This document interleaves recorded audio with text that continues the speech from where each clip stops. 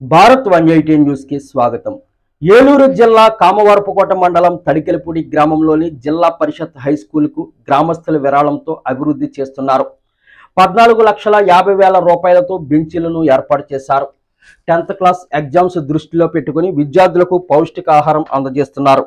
ఈ కార్యక్రమంలో HM Sarveswararao, MEO 2 Prashanth Kumar, Velamati Nageswararao, school development committee chairman Gonthu Venkateswararao, Vangapandu Srinu, Merugu Sundararao, father Domathoti Nathanu Kumar, Nellore Satyababu, Boppana Prasadarao, Nandigam Srinivasarao, Saimatti Venkateswararao, Chowtapalli Nagaraju, Panthagani Nageswararao, ఉపాధ్యాయులు, విద్యార్థులు పాల్గొన్నారు.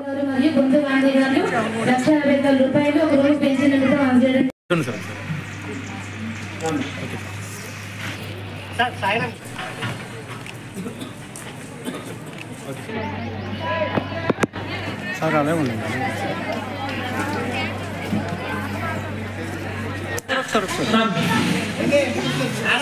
నేషనల్ అంతం పాడేవాళ్ళు రండమ్మా.